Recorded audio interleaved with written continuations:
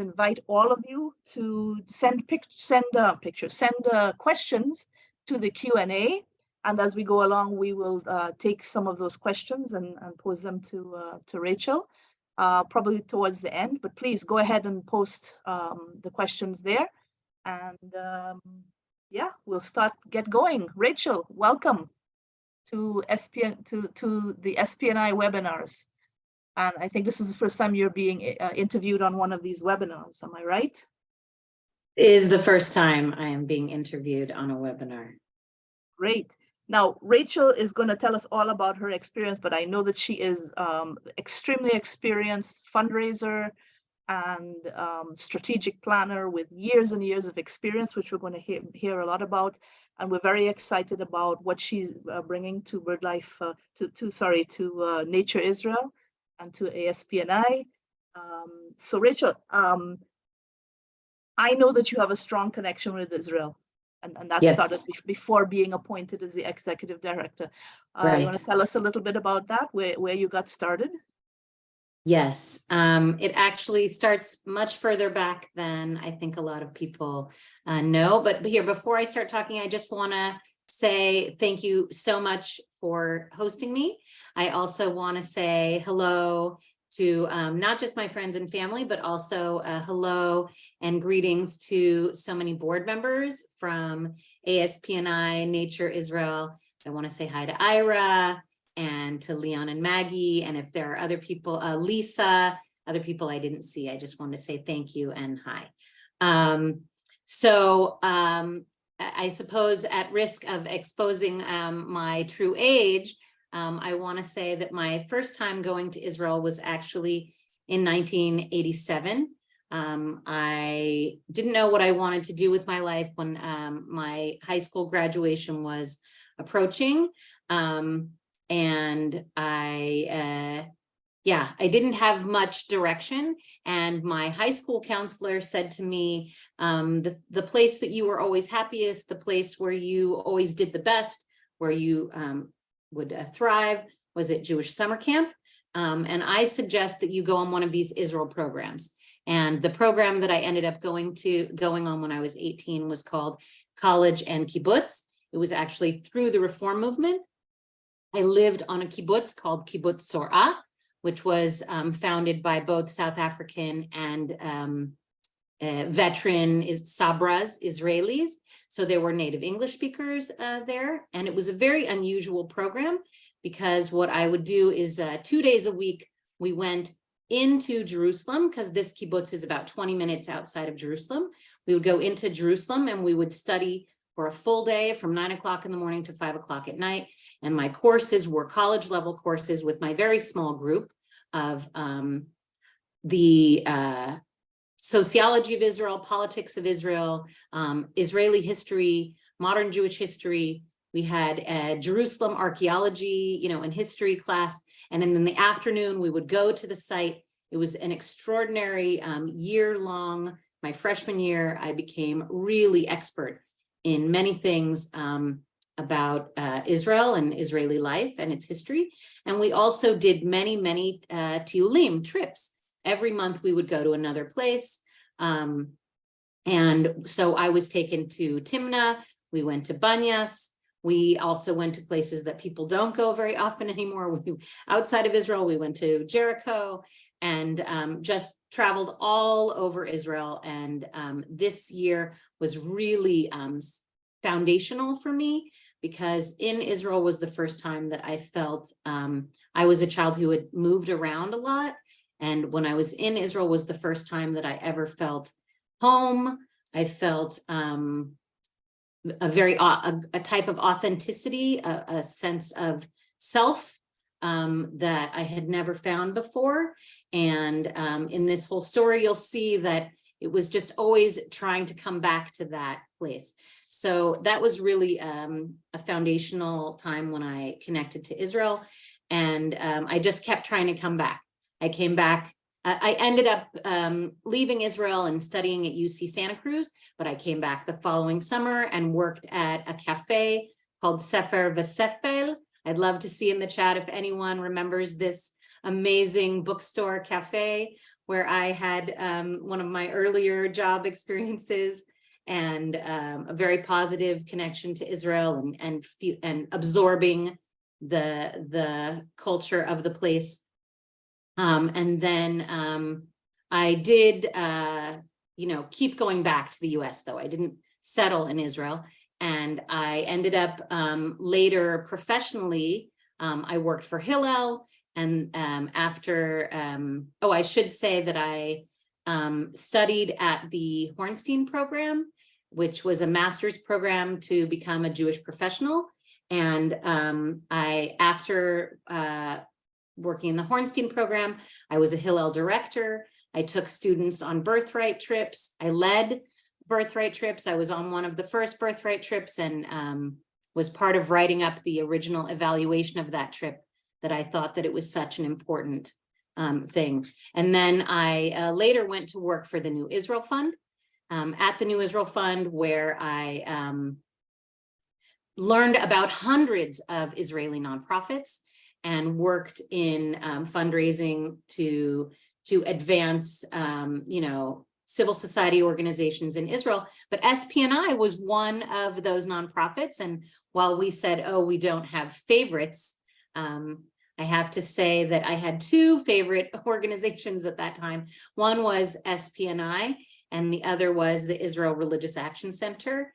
And actually the director at that time, Anat Hoffman, who came to visit me in San Francisco, where I was working at the New Israel Fund, actually poached me, stole me away from there to come and work with her in Israel. And there's a very famous story of that. I had spent 3 days driving her around the greater Bay Area. We spent a lot of time in the car, even extra, because I get lost all the time.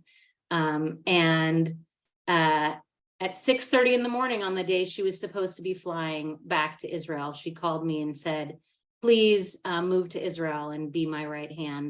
And 3 months later, I was living in Israel as an Israeli citizen and working full-time with Anat Hoffman there in Israel. And that was in 2006. So it was in 2006 that someone finally invited me. I had been waiting for a very long time for an invitation, and I was very thankful to Anat for inviting me to finally become Israeli. When I first lived in Israel in '87, everyone thought I was Israeli already. People would ask me not what is your name in Hebrew, they would ask me what kibbutz are you from? And so this was like finally realizing, like fulfilling that dream of being able to live in Israel full time. And I did actually have a family in Israel, and I later became a consultant and worked with just countless Israeli nonprofits, teaching them how to do fundraising, how to do strategic planning, and how to run the business side of a nonprofit. So doing that for Israeli nonprofits is what I've been doing professionally. Maybe I jumped the gun on that question. Okay, so Esther just posted that she and her family were members of Tzorah for 13 years. So you already have a connection with someone on the line. Excellent. And, it's also one of my favorite places to go bird watching. So we'll have to go there next time you come. Wonderful. So, you sound like you've built quite a network of nonprofits and other networks here in Israel, which I'm sure is going to help you with your job. Of course, my ears pricked up when you said one of your favorites was SPNI. And I know you mentioned earlier that you've been exposed to SPNI throughout the years. Can you tell us a little bit more about your involvement with SPNI? Yeah. Well, I'll say that I first did learn about SPNI in my work with, maybe I only realized the name SPNI when I worked with NIF. But what was very interesting was actually I had been connected to Chevra Haganat HaTeva, living in Israel all those years. Everyone that I was connected to was somehow either they themselves on that Hornstein program that I did. which is a master's in Jewish nonprofit management. Sorry, I didn't clarify that, at Brandeis University. The madricha, the Israeli woman who was on the bus with us all the time, we did a summer seminar. That whole class goes to Israel for the summer, and she became like a best friend sister to me. And two of her, I'm called the fourth sister, so two of our other sisters worked at SPNI, and then I later had maybe a romantic interest of somebody who lived at the field school in Mitzpe Ramon, and had spent some time in Mitzpe Ramon. And Anat Hoffman, who I worked with, her son was at the JVO. So basically what I realized when I lived in Israel is that SPNI is a part of the fabric of Israeli society. You won't meet someone who hasn't themselves worked there, been on tours, been on trips, stayed in the field schools. It's just, it's a household name. And so spending so much time in Israel, you can't miss it.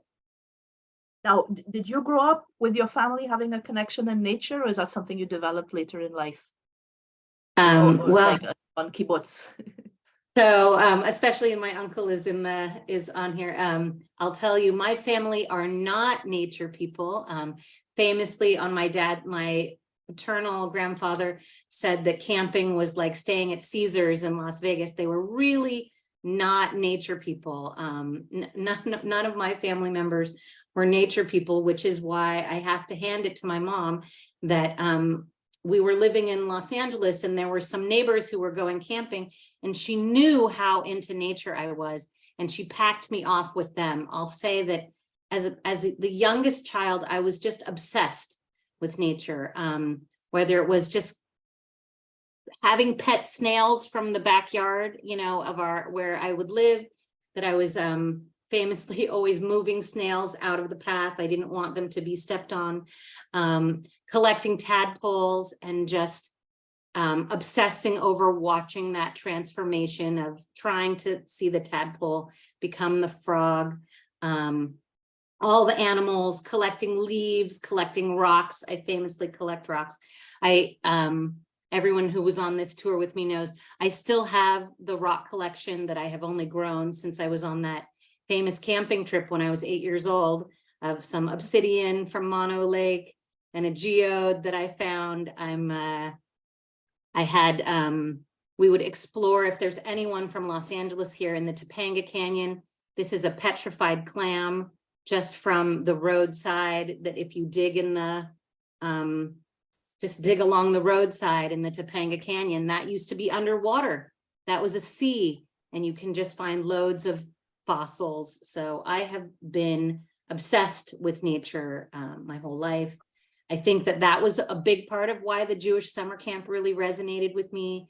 I spent many, many summers at, shout outs to my camps, the UAHC or URJ, however you want to call it, Camp Swig, Camp Tawanga, and also Camp Blue Star in North Carolina. Big shout outs to camp. And I did go to school in UC Santa Cruz so that I could go to school in nature. If anyone has been on that campus, you're just in a redwood forest. And actually our mascot is the banana slug. So I have been a nature lover really my whole life.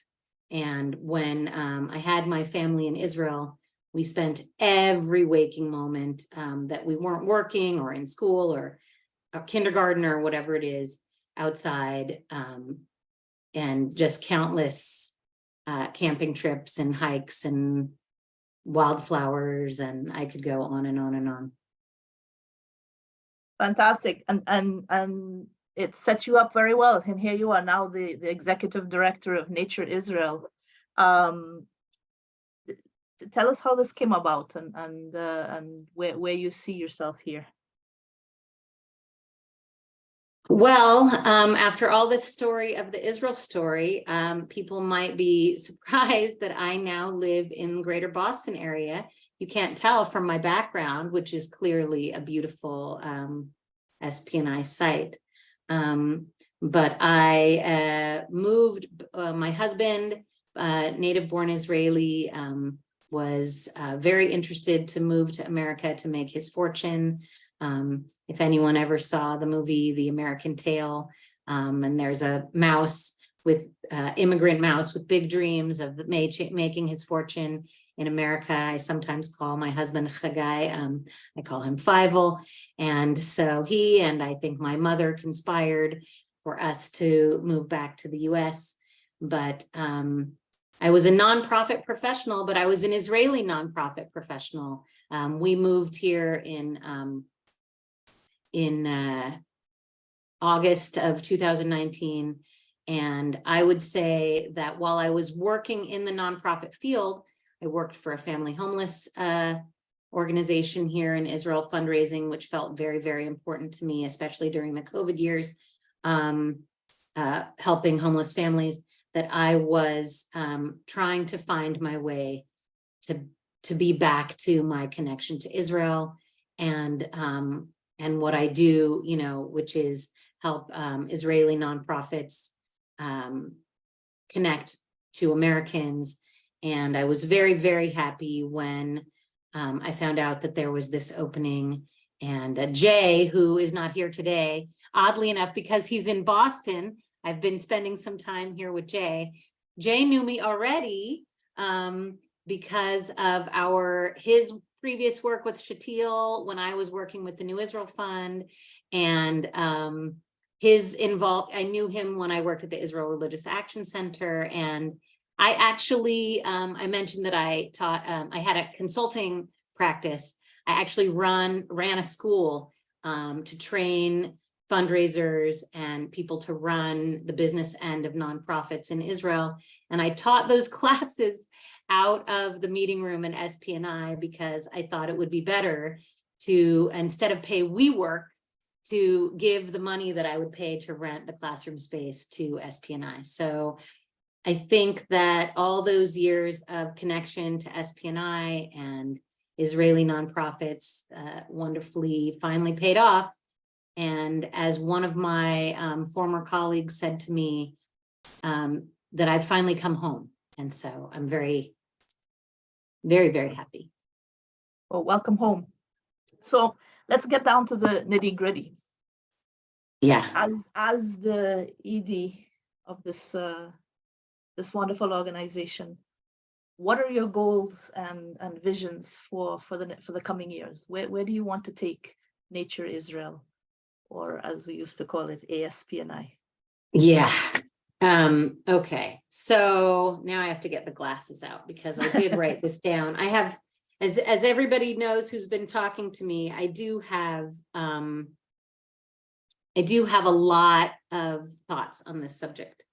And maybe the first thing we should do is just starting with the ASPNI, Nature Israel, Chevra Haganat HaTeva, American Friends of that organization, that I think not enough people know our name, whatever that name may be. And I would like, my introduction to SPNI was from the Israeli perspective, where there isn't a person in Israel from any population of any, you know, that hasn't heard of the organization. And so I'm so shocked that the American public, especially the organized Jewish public, has not heard of the largest environmental organization in Israel, you know, one of the largest nonprofits in all of Israel, and certainly one of the most impactful. So I think that one of my primary goals is to make sure that many more people, especially a goal of in the organized Jewish community, that we introduce this organization to the American Jewish community, and how important it is, how impactful it is, make sure that people know about it, and know about how they can get involved and how they can support it. That's one. The other thing that I would like to do is offer Americans a way who are Israel is can be such a controversial subject. And I feel like SPNI offers a wonderful way for people to unify around Israel, because it's an area on which we can all agree. I think that everyone can agree that protecting nature, protecting wildlife, keeping the land, the water, the air clean and healthy for everyone that lives there, by the way, anyone of any faith, not just, definitely, I always say, two-legged, four-legged, winged, scaled, and all things that live and grow are protected and are able to thrive because of the work of SPNI. And I think that that can be a great unifier. And that's true not just of, you know, conflict within the Jewish community, but that's also true for people that are not Jewish. The reality is that SPNI is a fabulous and amazing and interesting organization with trips in Israel that are of interest to anyone of any faith. I think that visiting Israel on SPNI tours is a great way for interfaith families to travel to Israel. We have board members that are not Jewish. We have staff members that are not Jewish. And so it's a really wonderful way to bring people together that might come from diverse backgrounds, but have this shared appreciation and understanding of the importance of protecting nature. So raising our profile with everyone, especially in the Jewish community, unifying people around this shared love of nature. And of course, you know, the bottom line goal is that I ultimately want to provide more support, whether that's advocacy support, financial support for SPNI. The programs that we can support are environmental advocacy and protection of wildlife and open spaces. We can provide support to the JBO, to the Eilat Bird Observatory, to the Gazelle Valley, and all the urban nature projects. A project that's really exciting for me is we can provide support to all the school education programs. There's one that's very interesting to me called Raising a Clean Israel. You know, I think that visitors from outside of Israel are oftentimes struck by the amount of litter and trash. And I would love to unify people around supporting programs that educate Israelis about why it's so important to not litter, or my campaign slogan, "Don't trash Israel." And lastly, and probably, you know, most importantly, and this goes to maybe even why this job is so important to me right now, and that's about the climate change mitigation. I have a child that's 11 years old, and I think all the time, what will the world look like in 20 years? What will Israel look like for Ella in 20 years, in 10 years? I mean, today, we really have to address this right now. And there's incredible work being done by SPNI. The Startup Nature rewilding projects are offering really, I think, amazing carbon capture opportunity. The bigger that we can grow this rewilded, restored wetland area, the more carbon we can capture. And so the more financial support that we can get, that we can offer as Americans or anyone from around the world to SPNI, the more we can do with all of these programs. Yes, and I know the last webinar, Iris Hahn talked a lot about how SPNI is really leading the way when it comes to nature-based solutions, Yes. which of course Startup Nature is one, and some of the urban programs are another, and a lot of the work that we do collaborating with countries around the world to bring some of this knowledge to other people and also to learn from them, I think has a lot of potential for the US as well. So fantastic. This is a lot. on your plate. And before I ask the next question, I want to encourage people to please feel free to post your questions in the Q&A if you have questions for Rachel, so that we can get to them in a little while. But Rachel, this impressive list of goals that you had, what are some of the concrete ways that you have thought of to bring these goals forward? So I have some ideas, but I would also like ideas from people in the audience here on this. So I have a bunch of questions for all of you too. So I'm talking kind of fast because I was hoping to ask questions of all of you. And I'm going to just shoot out before I go into my ideas. I wanted just to shoot out. I shared with all of you how I first learned about SPNI. I would love to hear in the chat how all of you first got connected to SPNI. I'm going to share with you what my ideas are of how we can achieve those goals. But I would also love to hear from all of you. What are your ideas of how we can raise the profile of SPNI and get more people involved and more people donating, so that we can advance these innovations to help us mitigate climate control and all the great work that we're doing. So so to answer the question of what my ideas are first. So I think the first thing I want to say is, for everyone that knows about SPNI already, all of you regular webinar goers, all of you that are watching this webinar now recorded that aren't at the live session but are watching it recorded, all of the people that are involved and know about it and love Israeli nature, I would like to dub all of you ambassadors. I think that not many people know about us, but the people who do know about us, you can become the ambassadors. I think that a lot can be done with a type of ambassador program that you can, of course, the obvious, introduce your friends and family and community members to webinars, which are so excellent and require no carbon expense, like flights to Israel. Also, sharing our newsletters, the printed and digital ones, again, are ways that don't expend carbon. But having said that, I do think that encouraging people and you yourself going on the SPNI trips. We have Nature Israel is leading trips. We have a trip coming up in November, which is extraordinary.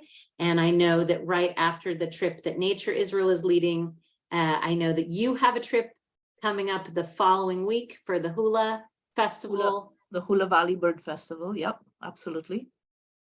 So going on trips and getting more people to go on trips, and getting people who are already going on trips, like if you have a congregation trip, having your congregation hear a speaker from SPNI, or visit one of our urban nature sites, or visit, go into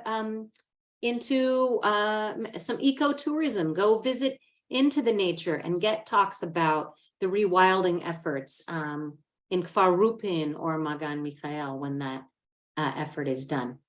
So that's the first, is how you can be ambassadors. Host parlor meetings in your home with an SPNI slideshow. I want to make an SPNI slideshow. And hi, Carol. Yeah, Carol and Erwin, so great to see you in the chat. People that were on the tour with me in March. And it was Carol's idea to say, and I love this idea, Carol, so much that I tell it to everyone, that if we could create a Nature Israel slideshow with slides from trips and with, bullet pointed things that everyone learns on the trips, that people can share that in their own slideshows. It's, again, I'm showing my age, old school, when people used to share their slides, force their friends and family to see their slideshow when they came back from a trip. I would like to run more trips, by the way. I also think we can do more events here, partnering, sponsoring events with partner organizations. if there is a Jewish film festival in any town, is there a movie that would be a good one that could be suggested by Nature Israel, that we could have a speaker and that we could engage in those kind of subjects, or many different kinds of partnerships with many different kinds of community organizations, including Urban Adama and other Judaism in the environment organizations, as well as Audubon or other organizations that we could partner with. I want to create and distribute educational materials. I actually met someone who did this for SPNI in the 90s, and I think that we can do that again, that we can create curriculums. Somebody said, do you have programs designed for children? I'm thinking about creating a trip that would be a family trip that's taking place during a school vacation so that children can come, and creating curriculums that can be used in religious school to share with children, all the curriculums that can be used throughout Jewish organizations. We also want people to engage in our advocacy campaigns. You know that SPNI has big advocacy campaigns working, for example, to block the proposed new pipeline running from Eilat to the port in Ashdod or Ashkelon. I'm sorry, I don't know which, but this would be a terrible, great risk to so much wildlife and nature, and signing the petitions to and getting involved in the advocacy that SPNI is doing, bringing that to the American public, ways that they can get involved. Of course, fundraising campaigns and donating is my favorite way for people to get involved.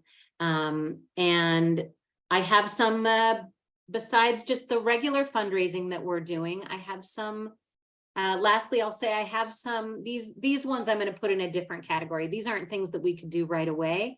I would put these in the dreaming, visioning category. I love the idea of having regions adopt a field school, supporting that field school and being able to stay in that field school, having a door, having generation to generation, be able to visit and stay in that field school and decorate that field school with photos and ways to make it feel their own. That's one idea. I have a kind of crazy, wild idea that I had just because of my own child initially, which is to have some kind of start a kind of scouting program.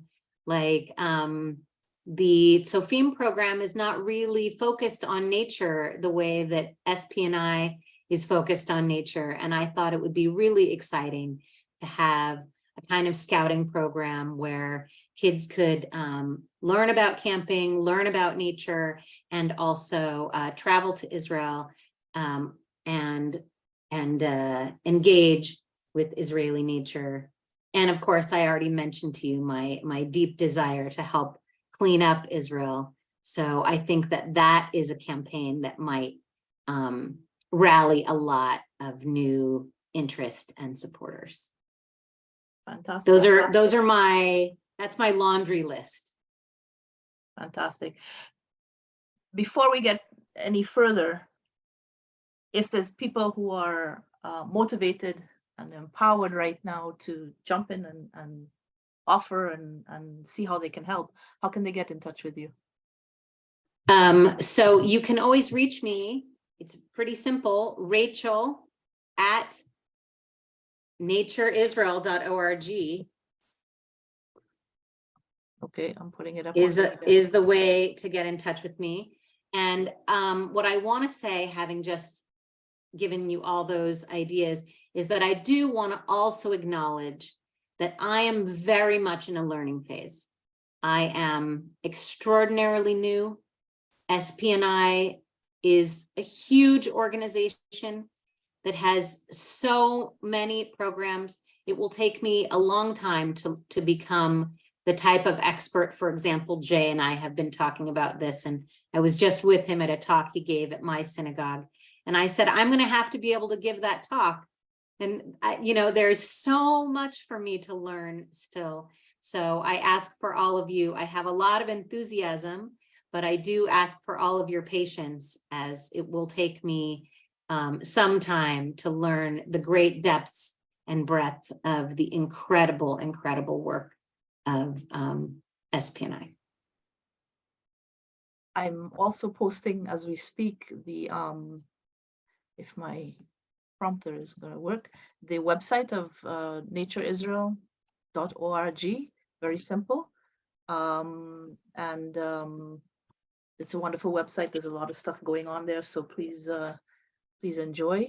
Please go in and here we go. I put it up. So there are a couple questions, and again, I encourage anybody to log on and let us know what your questions are. So Carol asked if you have any intro programs designed for children.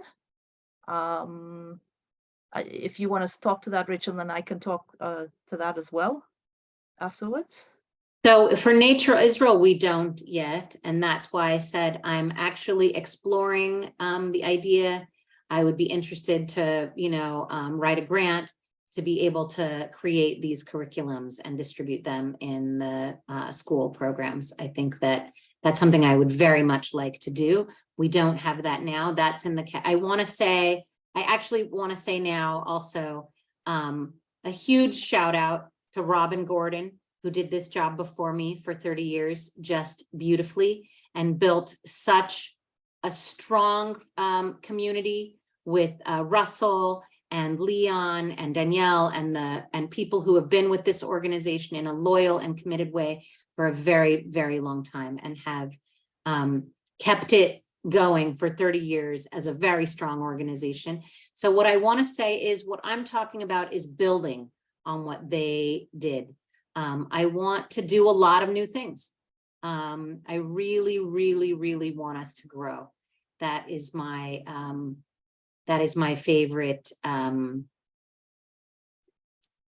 incentive, right? Is just to grow. And so this idea of curriculums for children is not something that we have now, but that is a new initiative that I am hoping to be able to start in the next year or two. Yeah. I'll just add on to that, with my work, I was previously the director of the Jerusalem Bird Observatory, the Neely and David Jerusalem Bird Observatory. We often worked with groups overseas, synagogues and Hebrew schools, and we did manage to develop a couple different curriculums for them. So I'm happy to collaborate with you, Rachel, or with anybody else who's interested in getting something like that. So there's another question that asks about Vatikim.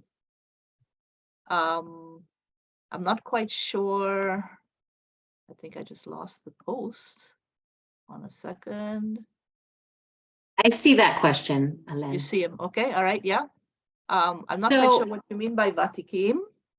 Well, what I'll say is this, and I don't know if it answers that question, but one of the things I love about SPNI trips for people who are, have been to Israel before, right, is that the beauty of an SPNI trip is that it will take you to places you have not been before. I was on this SPNI trip in March, and I already told you that my family and I spent every possible weekend, right, every holiday in nature. It didn't hurt that I worked for nonprofit, so I didn't have any money to fly away, so we were always doing everything in Israel. And this trip I took in March, I went to many places that I had not been or saw them in new ways. We went to Timnah at night. I didn't even know that was possible. I want to show you, I should probably get to the slideshow at some point. I have some interesting photos to share with you. Bye, Esti. We should be in touch. So that is my point for the Vatikim, is that people living in Israel can go on SPNI hikes and trips all the time and always see something new. I think that that is the beauty of SPNI, is that there's always something you haven't seen, always more to learn. Yeah. Tim writes that he would love to see some more collaborations between SPNI and the California nature NGO scene. There's a lot of things we have in common with climate issues and climate, and I think that's a great idea. I would be so happy to see something like that happen. Well, as it's a win-win situation across the board. So what I would say is connect me. That's if you are connected to some nonprofit nature-based organization in Israel, please connect me. Those are exactly that we had partnerships with this. That's actually how Robin started here. Robin was very involved in Audubon. So, I can't do everything at once, but I want very much to make those connections. And actually, Alen and I have a plan to do something with a local Boston area organization. It's called the Manomet. Is that correct? Manomet. So we're talking about doing something with somebody from Manomet, doing a bird watching on the Cape in July. I'm really open to partnerships. And so I just need those connections. Great. Did you see that there's a couple questions in the Q&A? Yes, I did. So on the Q&A, there's two questions. One is one of the webinars, there was a talk on the relationship with the Ministry of Environment, their ups and downs. What is the future of this relationship? SPNI, the ministry, greetings from Belgrade, Serbia. Thank you, Miroslav. And the second question has to do with nature protection in the occupied territories. So I don't know if you are ready yet to answer those types of questions. I have an answer to some degree for both of those questions. I have answers. So the first one is my answer to the issue about the relationship with the Ministry of the Environment is that's not at all my job, right? I'm in America. The Israelis are working on that. However, I worked for years exclusively with organizations that got no money from the government at all, or very, very little. I know that SPNI has a great previous history of working with all previous governments and getting some funding for the education programs, for example, and great cooperation. And if there's, what I would say is, based on my experience, is I just want to raise much more money from donors so that if there is a risk, as there seems to be some concern now that the government could provide less support, I don't want SPNI to have to worry. I want us to be able to fill the gap.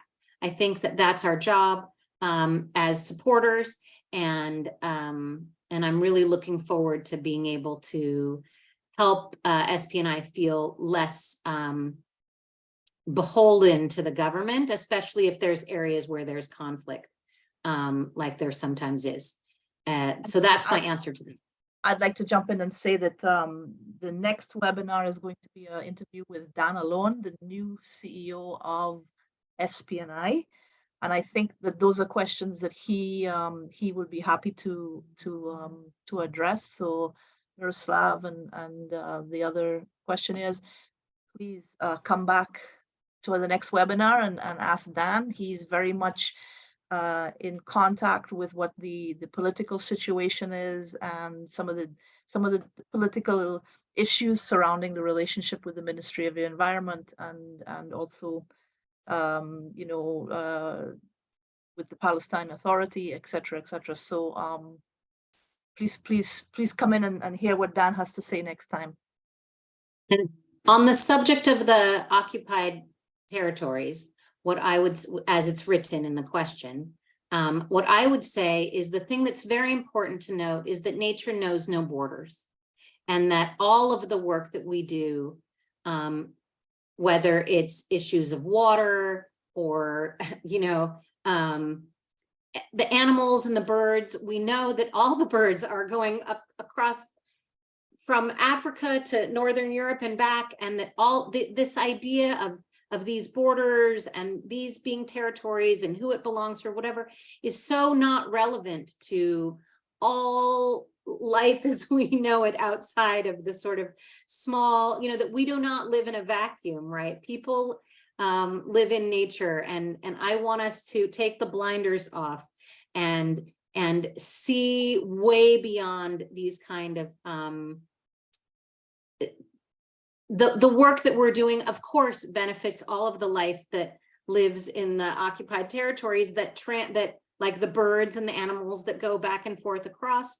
I think that that's very important. Also, the watershed totally affects, the quality of the land, and whether it's polluted or whether it's developed or whether it's open space is cross-border. And I know that SPNI has some cross-border work, which is, not something we talk about all the time because we don't want to threaten it. But I think that all of the work that we do benefits people on both sides of the border, wherever that may be. And as people in New York and the region have seen, the air we breathe also crosses borders. So we have a lot of work to do there. And one of the great things that I'm involved in my new job is a lot of regional cooperation up and down the Mediterranean region, and even into the steppes, the former USSR steppe countries, and down into Africa. I see that Patricia's online asking about Uganda. I'm sure that Rachel would love to do a trip to Uganda with ASPNI one day. But the cross-border work with all countries is so important, because we know we can't protect the earth separately by ourselves. We need to work together in order to do so. That could be an idea. Is there any last thoughts that you want to share before we move on? I just want to thank all of you again for being involved. I want to say hi to Jonathan and thank him especially, along with the board, for hiring me, and how much I'm looking forward to working with all of you, and seeing all of you in Israel, hopefully, and hope that you sign up for this November trip. And that's what and of course, right, as I said, please do donate. And thank you, David, very much for being the technical support here in the background, even if it didn't evidently help me with my slideshow. But thank you. Do please make a donation to Nature Israel, SPNI. This is how we can do the most to help. And that's what I'm here to be all about. Thank you so much, Rachel, and best of luck.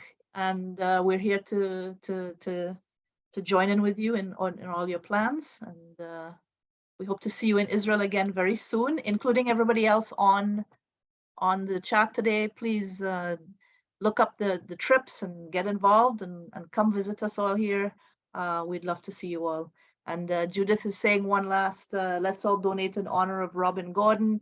Robin was with us for leading SPNI for so many years, did a fantastic job, and she's already missed, but I'm sure she's enjoying retirement this summer.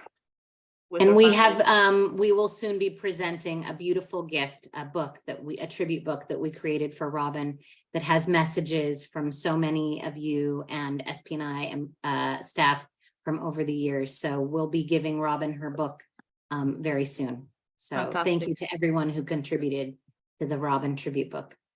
And thank you everybody for tuning in to us this evening or this morning, wherever you are. In a couple of weeks, we'll be interviewing Dana Lone, the new CEO of SPNI. So we hope to see you then too. Meanwhile, have a great night and or a great day, and we'll see you next time. Thank you. Thank you. Get excited. Bye. Take care, guys.